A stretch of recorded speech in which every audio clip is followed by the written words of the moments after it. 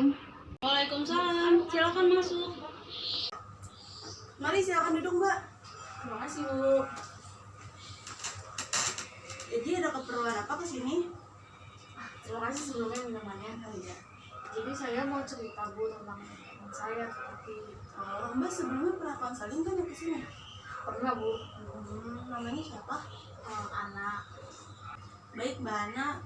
Silakan ceritakan masalah apa yang sedang Mbak Ana rasakan.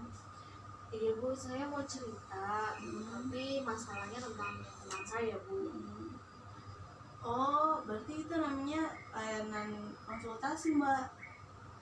Oh, iya, mungkin, Bu, saya kurang tahu nama layanannya. Kalau gitu berarti Ibu jelasin dulu aja kali ya tentang layanan konsultasi ini. Tapi sebelumnya karena sekarang jam istirahat, kita melaksanakan kegiatan ini hanya kurang lebih 10 menit, gak apa-apa, Mbak? Tidak apa-apa, Bu. Tapi nanti kalau misalnya ngerasa kurang bisa datang lagi di lain hari atau pulang sekolah ya. Baik, Ibu jelasin dulu mengenai layanan konsultasi ini. Layanan konsultasi adalah salah satu layanan bimbingan konseling yang dilaksanakan oleh konselor untuk konsulti, di mana konsulti ini agar dapat wawasan, mendapatkan pengetahuan dan pemahaman serta cara-cara menyelesaikan masalah dan kondisi yang sedang dialami oleh pihak ketiga atau teman Mbak Ana. Untuk itu, pada kegiatan kali ini kita menggunakan format tatap muka secara perorangan, di mana Mbak Ana selaku konsulti dan saya selaku konselor atau konsultan. Sampai sini ada yang ingin ditanyakan? Tidak, Bu. Tujuan dari dilaksanakannya layanan konsultasi ini adalah agar konsulti atau Mbak Ana mendapatkan pemahaman dan meningkatkan kemampuan yang dimiliki oleh Mbak Ana untuk menyelesaikan masalah dari pihak ketiga. Seperti itu, Mbak. Nah, dalam pelaksanaannya ini menggunakan beberapa asas bimbingan konseling, seperti asas kerahasiaan, di mana Ibu akan menjaga rahasia dari semua cerita-cerita yang telah Mbak ceritakan kepada Ibu mengenai pihak ketiga. Lalu ada asas keterbukaan, di mana di antara kita tidak ada yang ditutup-tutupi atau dirahasiakan. Jadi kita terbuka mengenai masalah dari pihak ketiga, terbuka mengenai apapun itu ya, Mbak. Lalu ada asas kegiatan, lalu ada asas mengambil keputusan oleh klien, lalu ada asas kemandirian dan lain-lain. Oke, untuk itu sekarang silakan Mbak Ana untuk menceritakan masalah yang dialami oleh teman Mbak Ana. Jadi begini, Bu, saya punya teman sebangku. Belakangan ini, beberapa hari ini saya melihat dia itu lebih murung gitu, Bu. Biasanya sering berinteraksi atau ngobrol sama saya, tetapi belakangan ini dia jadi lebih pendiam. Kalau diajak ngobrol ya jawab sepenuhnya aja gitu, Bu. Dan kalau dilihat-lihat juga dia lebih seperti kayak lemas gitu, Bu, kalau di kelas. Boleh Ibu tahu siapa nama teman Mbak Ana? Anissa, Bu, nama teman sebangku saya. Mbak Anissa. Lalu dalam pembelajarannya bagaimana sikap Anissa sendiri? Sikapnya Anissa belakangan ini kalau misalkan guru menerangkan dia tidak fokus, Bu, seringnya bengong gitu, Bu. Malah terkadang kemarinnya lagi, Bu, dia tertidur, Bu, ketika pelajaran yang saya tahu dia menyukai pelajaran tersebut, Bu. Terus tugas juga, Bu, biasanya dia paling cepat mengerjakan, malah ternyata ada beberapa tugas yang nggak dia kerjain, Bu. Lalu dia udah menceritakan masalah dia ke Mbak? Kemarin saya bujuk-bujuk tuh, Bu, kenapa kamu, mungkin aku bisa bantu Anissa, tapi dia nggak mau jawab, Bu. Dan baru banget, Bu, kemarin kan istirahat, ruang kelas sedang kosong, saya juga baru bekal tuh, Bu, dan saya berdua di situ diskusinya sama Anissa. Akhirnya saya tanyakan, Anissa, kamu kenapa? Baru dia tuh mau cerita, Bu, Jadi dia bilang gini Bu, dia sedang ada masalah dengan ayahnya. Katanya dia disuruh masuk jurusan keperawatan, tapi dia berminat atau maunya tuh mau jurusan ekonomi, karena dia juga yang saya tahu juga Bu, dia unggul memang di mata pelajaran ekonomi. Kemudian terus saya tanya lagi Bu, kenapa kamu belakangan ini terlihat sangat lemas, tidak semangat, itu kenapa? Dia bilang juga ternyata belakangan ini bapaknya tidak mau memberi uang jajan kepada dia karena marah gitu, soalnya Anisanya kurang lebihnya kayak nggak mau nurutin kata ayahnya tersebut Bu. Lalu bagaimana dengan ibunya? Nah ibunya juga Bu, kalau saya lihat sih sebenarnya mungkin ibunya sepertinya agak takut sama ayahnya Bu untuk berhubung sama ayahnya Anissa yang saya tahu memang orangnya agak pemarah Bu. Tapi Anissa sendiri punya saudara nggak Mbak? Atau punya adik atau kakak gitu? Punya Bu, dia punya adik, tapi adiknya tuh masih kecil Bu, sekitar umur 5 tahun, 4 tahun Bu. Bener banget nih ya Mbak Ana. Biasanya masalah yang sering terjadi di bangku terakhir sekolah seperti SMP atau SMA atau sedang memilih jurusan tentang penjurusan universitas, itu tuh seringnya terjadi perbedaan pendapat antara orang tua dengan si anaknya, di mana anaknya memiliki minat tersendiri tentang jurusan ini dan orang tua memiliki jurusan yang menurut mereka lebih unggul gitu, lebih bagus untuk menjamin hidup anak-anaknya. Jadi sebenarnya pilihan orang tua itu bagus, tetapi orang tua tidak boleh memaksa anaknya untuk memilih jurusan yang diinginkan orang tua ini. Karena yang menjalankan jurusan ini nantinya itu kan anaknya ya, bukan orang tua.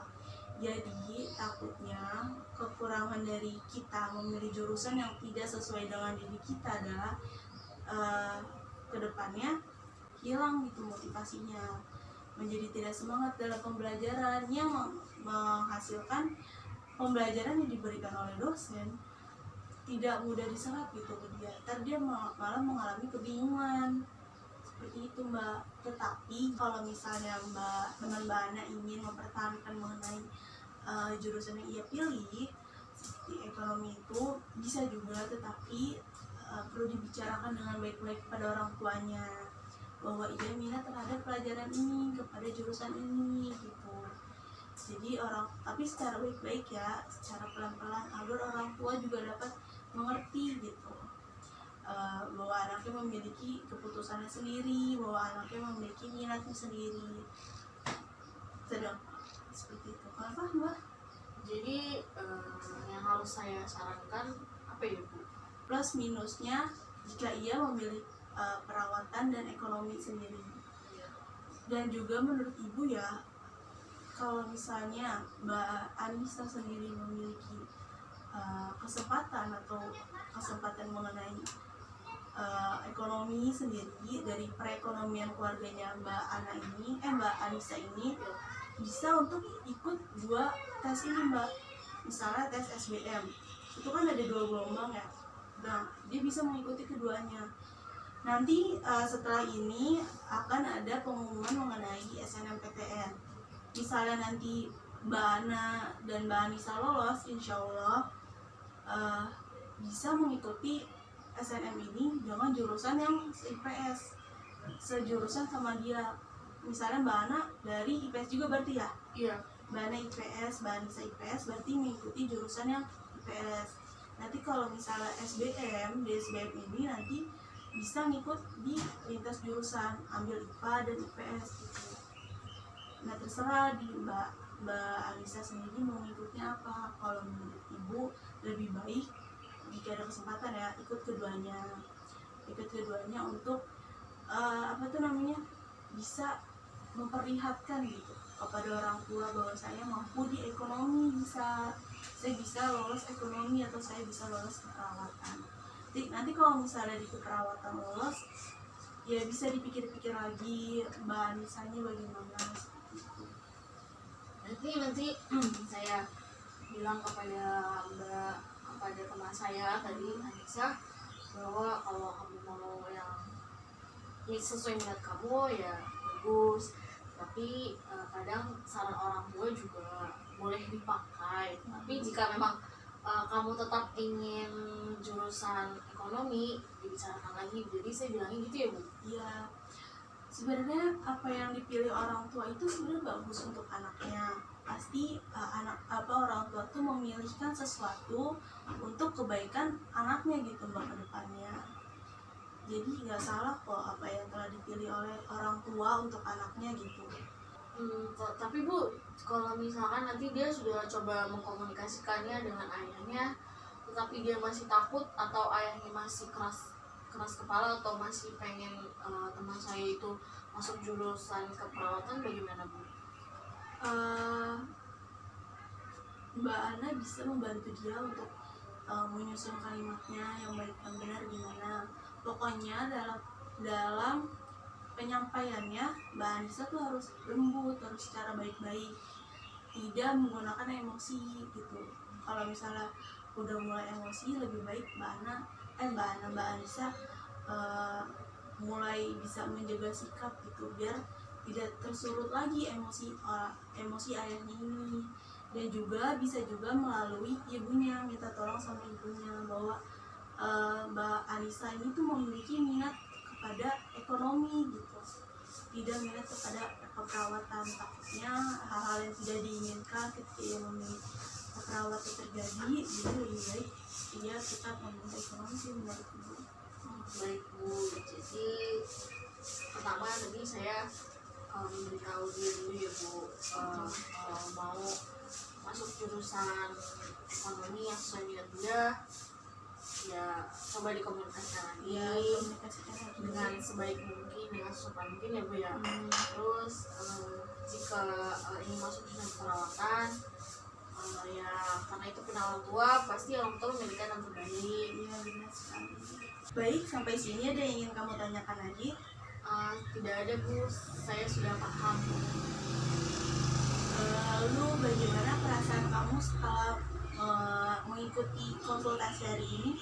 Perasaan saya jadi lebih lega Bu, saya jadi nggak kebingungan lagi apa yang ingin saya sampaikan kepada Anissa nantinya. Nanti setelah mengikuti konsultasi ini dan bertemu dengan Anissa, kamu ingin menyampaikan apa? Yang seperti tadi yang kita sudah diskusikan Bu, berarti saya mungkin bisa sedikit memberi motivasi kepada dia.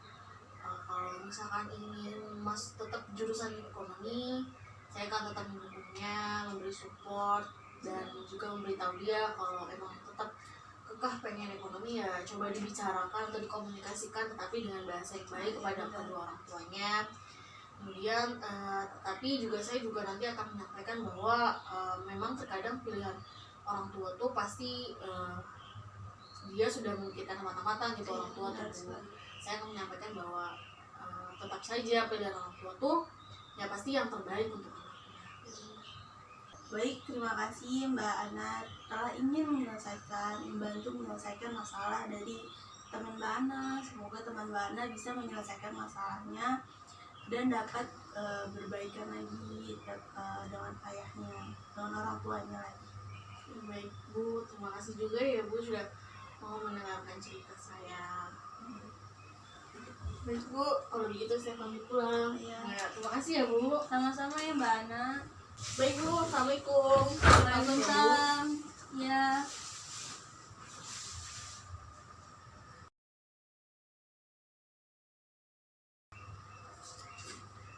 Assalamualaikum. Waalaikumsalam. Silakan masuk. Bu. Mbak Ana ya? Iya Bu. Silakan duduk. Terima kasih Bu. Ada keperluan apa Mbak Ana kesini? Jadi saya mau menyampaikan lagi kepada Ibu dan mengucapkan terima kasih Bu kepada Ibu. Oh, mengenai masalahnya Mbak Anissa ya? Iya benar banget Bu. Jadi setelah saya sarankan untuk coba dikomunikasikan dengan baik kepada ayahnya, dan dia akhirnya berani Bu bicara baik-baik. Kemudian dia juga mendeskripsikan dia unggul di bidang ekonomi gitu.